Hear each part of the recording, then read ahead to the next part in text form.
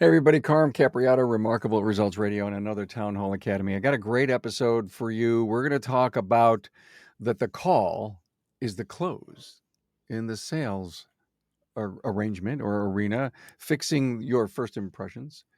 Got a team from Transformers Institute here. Thank you so much for being here. 10 years doing this. We sure appreciate your support, not only of our great sponsors, but of the podcast and all the things that we are doing to advance the aftermarket. Let's have a really quick word from our great partners. Hey, did you know that NAPA Tracks has on-site training plus 6-day-a-week support? Well, it all starts when a local representative meets with you to learn about your business and how you run it. After all, it's your shop, so it's your choice. Let us prove to you that Trax is the single best shop management system in the business. Find NAPA Tracks on the web at napatracks.com. Ready to optimize with today's class? Boy, listen to an episode we did with David Boys. Great program. Roll out a training plan for your automotive shop. In just 5 minutes daily, boost knowledge, retention, and improve team performance. Start seeing results today. Join your peers at todaysclass.com. Hey, if you're watching on YouTube, please subscribe, give the video a thumbs up, and thanks. Hey, welcome back. I think we are ready to get started. Let me see. Transformers. Hey, Jen. Hello. Jen Thanks and for having Doris. Wow. Jen Davis, a sales training specialist, and Doris Barn. Same thing. Or you guys do the same thing? Well, we do have some training that we do together. I do some other things with the company too, but yes, we've done service advisor training, sales training for a very long time, many, many years together. So, Doris, is like this one of the most important things any shop owner could be doing right now? Yeah, it certainly is, Carm. It's a lot of times we hear shop owners come to us and say, I need to spend more money on marketing and I just don't understand why we're not getting the car count that we need. And time again, we mystery shop our clients and we find out that there's a tremendous amount of opportunity on the phones and that those marketing dollars are just getting flushed away if we're not intentional about making sure these phones and that first impression that we leave on the customer is a really wonderful one. Doris, you weren't with us on part one of this, but in part one, and Jen was with us, Greg and I and Jen. I was talking about a restaurant. I was talking about tips, a whole bunch of crazy stuff coming out of my head. And when I think about the first impression, and you go into a restaurant you've never been to before, your first impression zones are they're like way up there.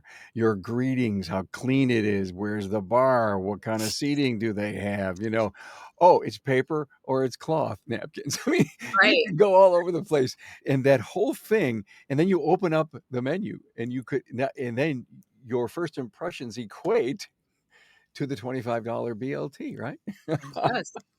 Yeah, Carm, I mean, all the studies show we have about a tenth of a second. It's actually even less than that, but to make a positive first impression. So that what we do, every visual that they see, right? Just like you're saying, we're going to start making judgment calls.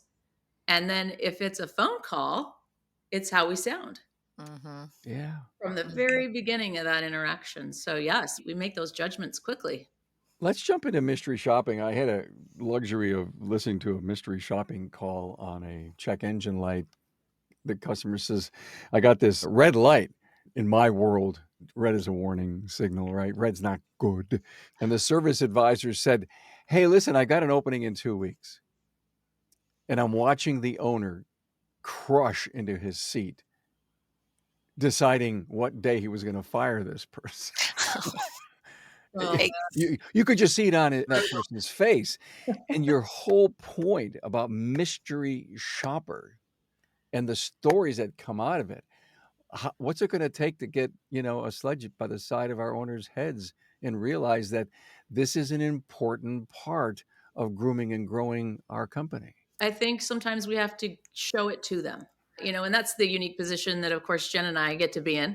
We get that opportunity. But for the average shop owner out there that maybe hasn't yet or doesn't have a Jen and Doris in their back pocket, you really just have to look at this. It is a part of your marketing plan. So a great way to look at a piece of your marketing plan is to take a percentage of that budget and put it into the customer experience. And this is probably the best way to do that, and one of the best ways to do that. Mhm. 50 to $200 is what it costs to just get the phone to ring, right? And that doesn't even count bringing them in or paying for training or what you're paying your advisor or what the lifetime value of that customer could be worth to convert them and do a great job. So I don't think most shop owners understand truly the financial implications, but even more importantly than that, the brand damage that can be done from a bad call.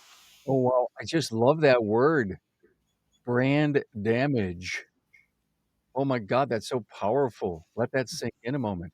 Hey, Jen, a great story on a mystery shopper thing that really shocked the hell out of a shop owner. Got one? Yeah, and I hear it all the time. I've actually done mystery shopping myself and little exercises here and there to get a pulse on things. And similar to what you were saying with like a check engine light, it's just crazy. I've called hundreds of shops and I've listened to inbound calls as well.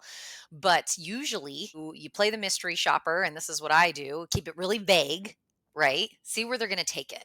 Not throw them any bones, not tee them up for a slam dunk. Just see where they're going to take the call. And 98% of the time, if you just keep it really vague, I get a price right out of their mouth for some type of diag with zero context. No name exchange, like super transactional, no curiosity or probing questions from that advisor, right? Not a lot of confidence instilled in me as this customer calling in needing some help in some way or another. So they're just massively missed opportunities. I mean, we have a service here at Transformers where we actually audit 50 inbound calls a month per shop, and it's redundant like this. And that's our goal, is to change the way and to give them coaching and training to fix those missed opportunities or holes. But yeah, lack of rapport, definitely didn't even close right for an appointment. A lot of the times too, Carm, what I hear is we've got to pay our technicians for their time, which doesn't speak in terms of how I win by any means, right? There's not a lot of great cost justification when I do these mystery shopping calls. And usually the first thing that blurts out of a advisor's mouth is kind of a flat greeting and usually a number, which is kind of scary. You said the biggest and most powerful word so far in this episode. You said the word transactional.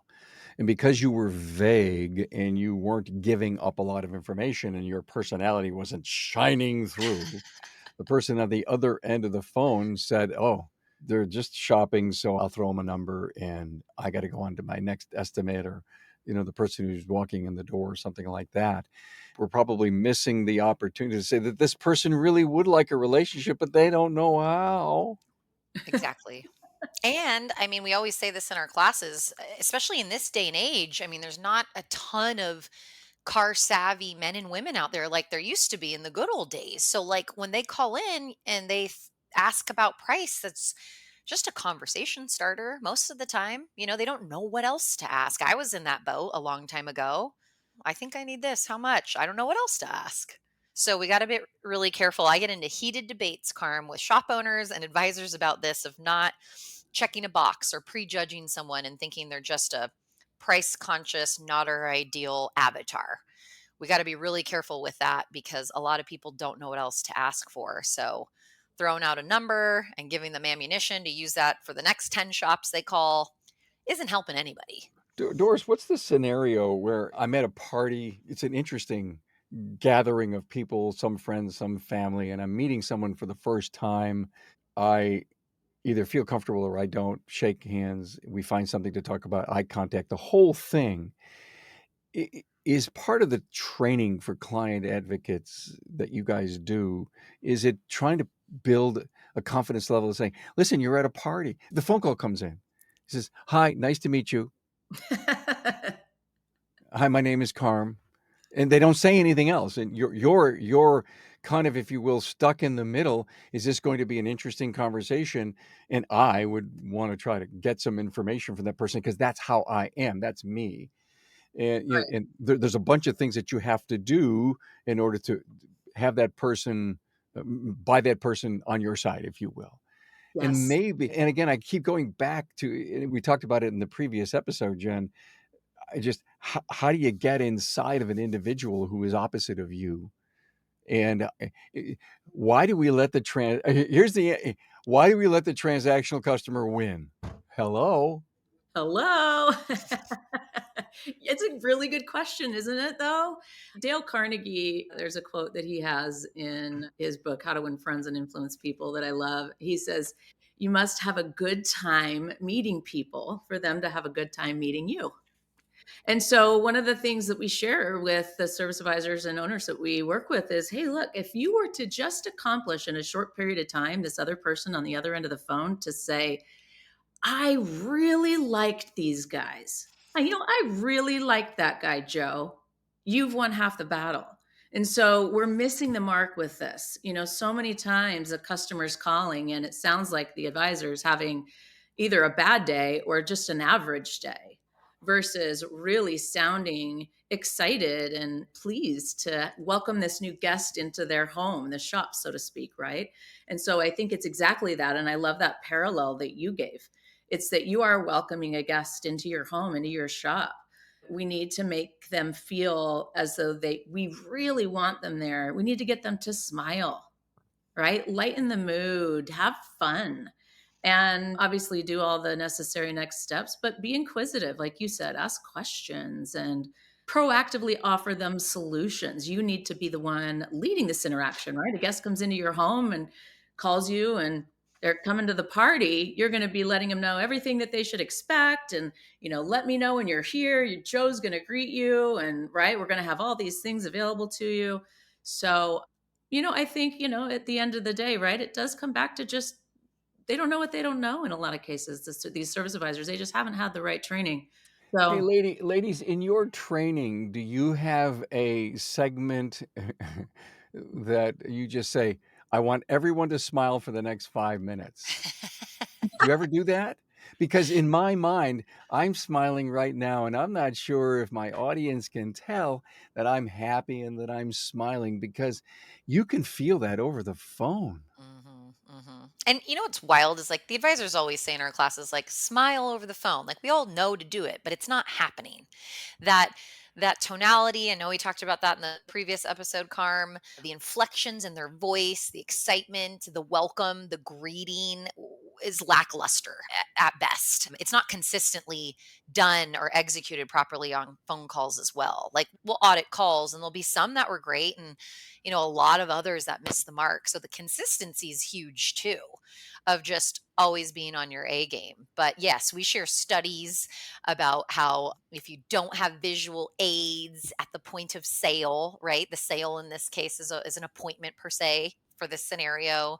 We share all those kinds of psychological components so the advisors truly understand I need to be doing this. Like I know I should be doing this, but I really need to be executing it because this is a first impression. It's make or break in such a short period of time. So let's talk. You have a great talking point here. How we unintentionally train customers to be price shoppers. God, I want to hear that. have at it, Jen. Oh yeah. Well, I based off of the hundreds and hundreds of calls we listen to, it's wild that there's so many variations of ways we tell our customers or callers no. But in addition to that, when we just give a blanketed number, not maybe like an easy menu item that we're allowed to, quote over the phone, but like a scenario, like maybe a water pump or something that they think they need replaced. When we give them that ammunition, we're just training our callers to take that, call the next shop, and try to get them to undercut us. So we're missing the opportunity to build value in our services. We're missing the opportunity to educate these callers on why a price for something such as a water pump wouldn't be in their best interest ethically even to do over the phone. We're not even empathizing with them that we realize they are price conscious, but we are just spewing out numbers on vehicles we've never seen and basically tell them to call the next guy. I hope that answered your question. Yeah, the whole water pump thing, being able to tell a potential client the other end of the phone that I've just got a great specialist in the Bays who does great work on water pumps. We've just set an expectation by just saying that. Oh, I had no idea people could be specialists in water pumps. Think about that. Yeah. That just set some kind of bar inside of the mind of the individual.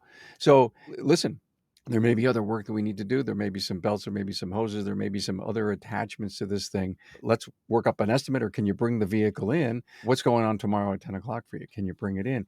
Never giving the individual a chance to say no or how much, but set up the stuff. And again, you're the experts. I'm not. That's why you're here.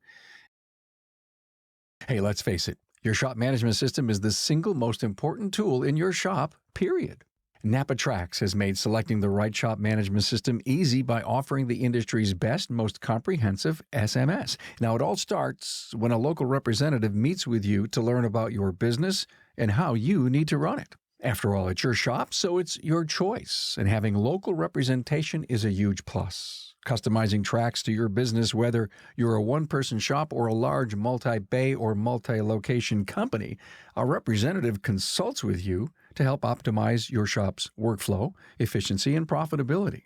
Trax always has the flexibility to do business how you need to do it, which means it can also grow as your business grows. And unlike the other guys, will be there for you after installation with the best training and support in the business. Yes, a learning management system tailored to each role in your company. Simply put, Trax was designed and built for shop owners just like you. Visit us on the web at NAPATRACS, that's NAPATRACS.com. Transform your team with today's class, where automotive training is easy, quick, and fun. Just 5 minutes a day on our app can eliminate hours of looking up forgotten information later. It's perfect for technicians, advisors, and managers alike. Keep critical knowledge fresh and top of mind, ensuring your team operates at peak efficiency.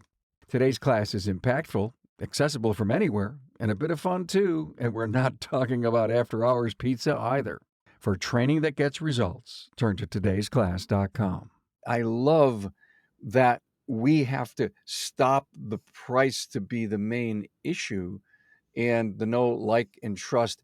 And one more thing, quality of workmanship somewhere along the line has got to be part of this. And we talked in the last episode, ASE certified, we have all kinds of training and certifications. What are we doing to say we're better and we're different? That's a great point. And the one thing, people can't go anywhere else. They can't go down the street to this other five-star shop. They can't get us. They can't get our people. They Right. can't get that gifted tech in the back, like you said, right? And so I think it's so important that we do have that conversation. If not every single time that we're on the line with a customer or a new caller, right? Why should they come and see us? What's going to be the mic drop moment, so to speak? Well, first of all, they've got to really like you, and that's what we talked about already, right? We've got to really get them to smile and go, you know what? I really like these people. I think I'm in the right place. If I go in and do business with them, I bet it's going to be a great experience. That's a feeling they're going to have, and they're going to have it quickly. But after that, okay, what is it that sets us apart, right? And that is the gifted people that we have. Really, nothing else can trump that. And so I think when we can take a moment and we can share with the customer, we want to make sure you get the right solution, not just the cheapest one, but let me tell you why I know you're in the right place with the right people, right? There are a lot of different places you could call. Yeah, yeah. Let me tell you a little bit about Joe, our Honda specialist in the back. Let me Love tell you who this guy is and how I he pours his heart into his work. And, he treats every car like it's the family members, and he just really cares about what he does. This guy's a gift, right? got it. Master certified, right? If you have that kind of a conversation, why is somebody gonna want to go elsewhere? And you better bet if they do, at the moment that a mistake happens at that shop, guess where they're going to be? Yeah, They're going to be right. right back on your doorstep or picking up that phone to So call. so let's talk about that. So much of what we talk about in sales advisor training, client advocate training is about that first time caller. We're trying to set them up to know us, to love us, to trust us. We get this person and they come in and we do a great job. Everything right, soup to nuts. They call the second time, 4 or 5 months later, something, another car.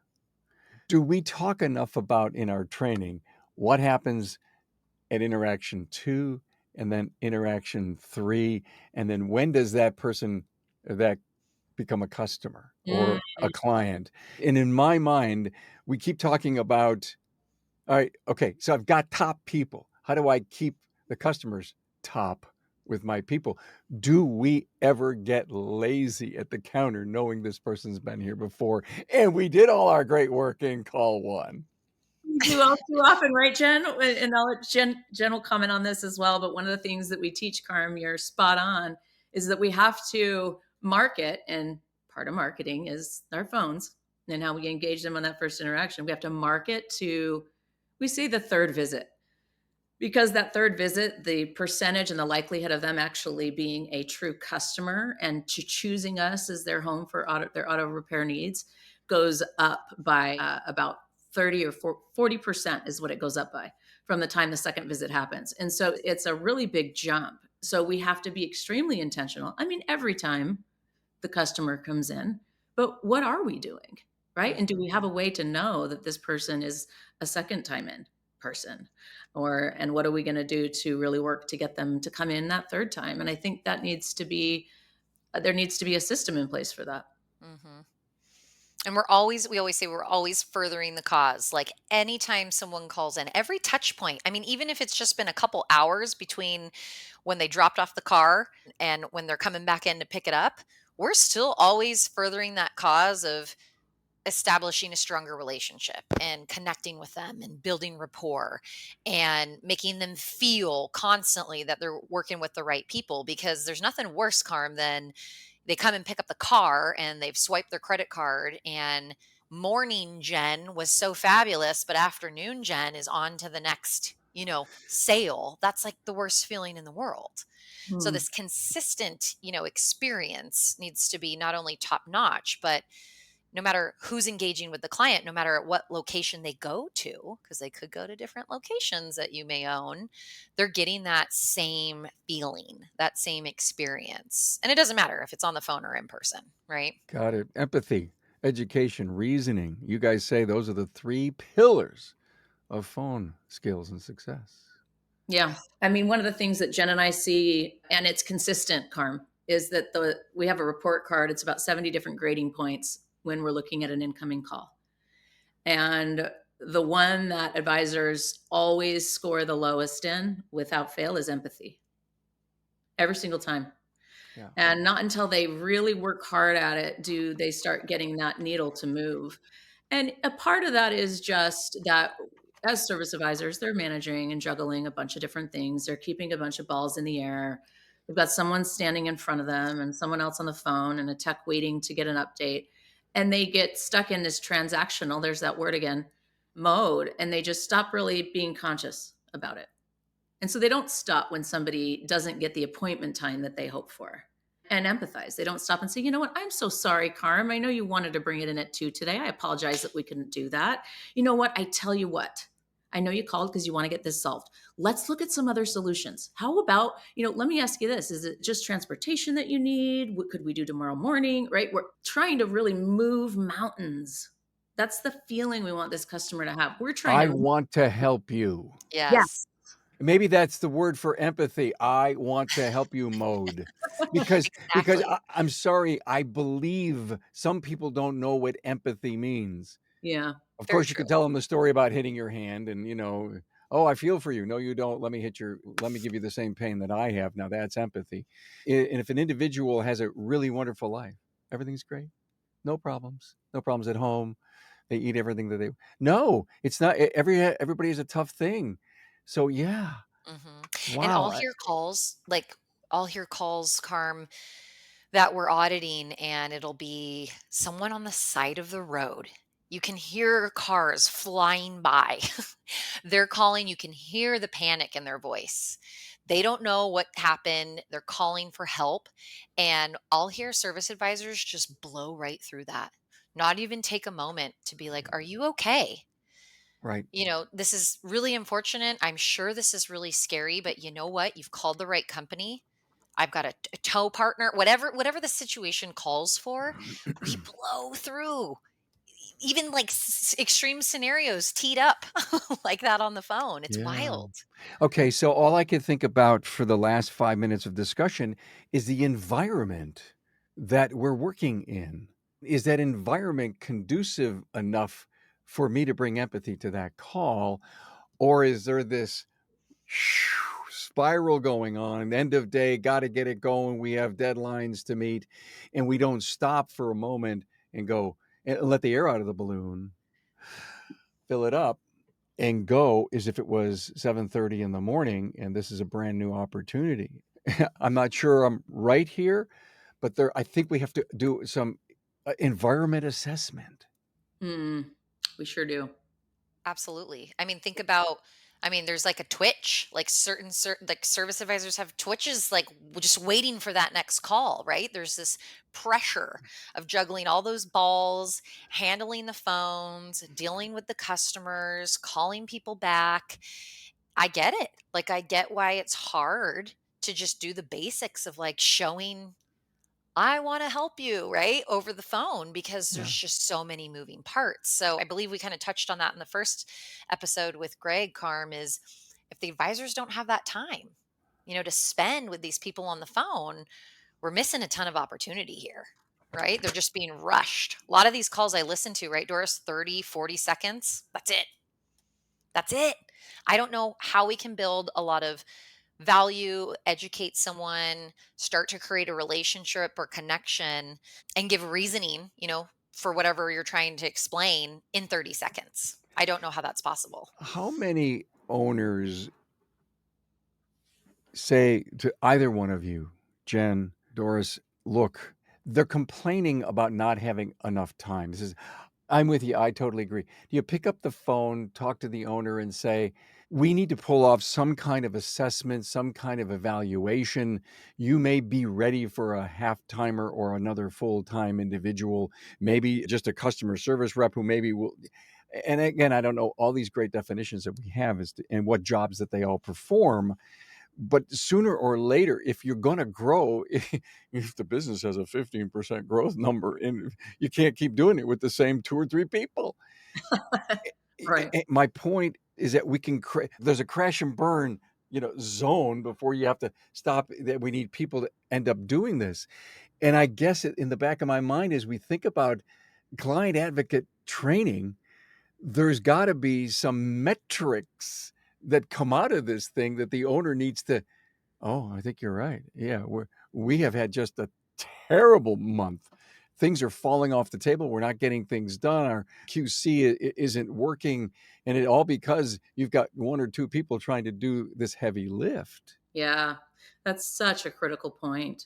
The average amount of time, if you want to provide five-star service and get five-star reviews, we need to think about an experience you have at a five-star restaurant, a five-star resort, right? We need to spend, I mean, the numbers prove that 50 minutes to 60 minutes per customer is how much time we have to have for that interaction, start to finish. That includes greeting them, taking the initial call, doing the car delivery, spending enough time to build value in the services, calling them with regular updates. That's a pretty real number. Now, some shop owners have a different philosophy. It's bring in more cars and spend less time with the customer while you're working harder, not smarter in that case. And I think that that's not going to do well to stimulate those five-star reviews that you're after and really build this exceptional brand. Mhm. So, it's a trade-off. But what we'll see when we do that is we all know that the value of one customer singing our song and saying good things or telling their coworkers or their neighbors or their family members is worth well way more than it is to continue to market and chase the next customer with an oil change coupon, right? So it just depends on what we want to build. But if we want to do five-star, you're absolutely right. 8 to 10 cars a day, where we're spending an hour per customer, what those metrics show. Advisor, of course, 8 to 10 per advisor. Sure, and no problem, Jan, Doris, sitting down with an owner and saying, "I think you need to add to your staff." No problem at all. No, I Because mean, you've been able to see, I mean, you're working with their people, you're here. They may be telling you things that they don't tell the owner about, the crashing and burning that's going on Oh, around all them, and the that time. just they don't have enough time to get their job to truly get their job done at least 101%. yeah. And Carm, think about this. Jen and I say this all the time. If the advisor is, think about now they're learning some new training on top of their job. So they're going to take, let's say, training that they come to that we teach, and then they're going to go back and they're going to need to implement it, and they're going to need to crash and burn, and they're going to need to practice scripts and role play and do all these things to really internalize these new behaviors and create habits. That takes time too. And so, yes, it is up to leadership to make sure that we are providing those opportunities. And the advisors are going to need to do, if you want to be a superstar, you got to put time in off the clock. I mean, there's Yeah. just no question about it. These advisors need to go home. They need to role play in front of the mirror or with their dog, whatever they need to do, right, to get their skills set up. But it's also the ownership needs to be aware of what's going on and what do they really want out of this experience for their customer. And right, I mean, it all goes hand in hand. Jen, is the tide changing? Owners are getting way more on board with the service advisor training. I think so, as long as they stay engaged. It's one thing to invest in your people and they come back and start out on a high. But, I always do these like post course shop owner kind of debriefings to remind them about the key things they need to check and do over the course of, the next year. I mean, we can't just expect someone to go to any type of training, swallow it all, memorize it within 3 days, and then go to work and just be a master of it. So they need to listen to calls. And I know that takes time. And I know there's tons of services, whether you're going with AI or humans out there that can help, but it really truly is an investment of your time to listen to inbound calls and not only get coaching or training or tips to improve those, but continually audit them. And that takes time, but it's well worth the investment. And it's funny, it's like, once they hear it, they believe it. So they finally understand what we mean by, when you shoot from the hip with an inbound call and you don't really have a protocol to follow or like a procedure, then that call can go completely sideways. You may even end up wasting 7 minutes and never even get an appointment versus the alternative of spending 30 seconds on it and still losing the appointment. So it's well worth the time investment for all parties. Doris, is it about the personality of the service advisor, client advocate, more than anything else? That if they're a people person and they have a level of caring built into them, are they going to be the best for our counters? Because we're hiring people. I don't know if I mentioned this in the last episode, but I went to a restaurant, I had this great waiter. I offered them a job. They came in because they were so good. They cared to the nth degree. Now they came in that they're lacking some knowledge, but that's okay. We probably can teach them some technology on the vehicle. Is that personality easier to conform and to train than an individual who's a lump on a log?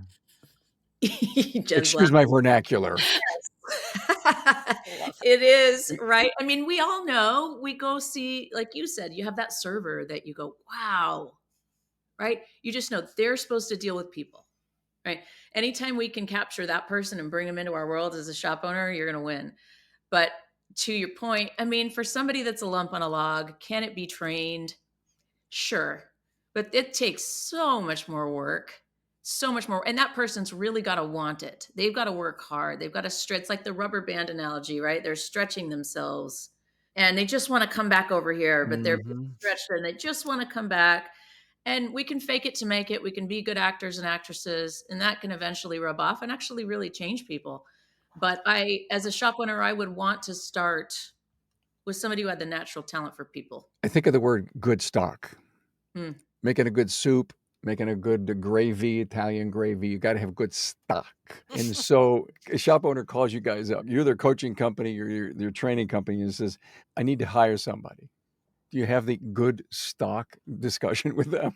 We do, don't we, Jen? There's a list that we look for, and Traits, we your traits that you're looking for, right? looking for certain traits in their Yeah. personality type. Jen, tell them how we interview service advisors sometimes. Yeah, I mean, I've done that for so many years, Carm, and it starts to kind of get to a point of just intuition, you know?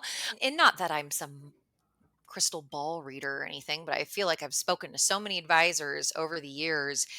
It's kind of sometimes obvious to me on phone calls that this person's heart's not into it, right? Or they're being drugged to the altar, or it's just yapping just to appease what I want to hear. It's not authentic, it's not coming from their heart. And sometimes that's for shop owners to see that, feel that, sense that. I feel like I have a decent knack for reading people sometimes just due to my experience over the decades. And then you got to look at their ethics, right? Like, do they really like helping people? Do they want to have a positive touch in their community? Are the brain cells there, right? Like, can they do tasks, multitask? And are they willing to get uncomfortable?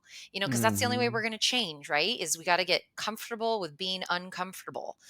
So that vulnerability, that want, and that open mind kind of concept to learn new things and try new things. And even if we fail, we'll pick ourselves up by our bootstraps and keep charging. I mean, I feel like that's part of the good stock we're looking for. Yeah, yeah.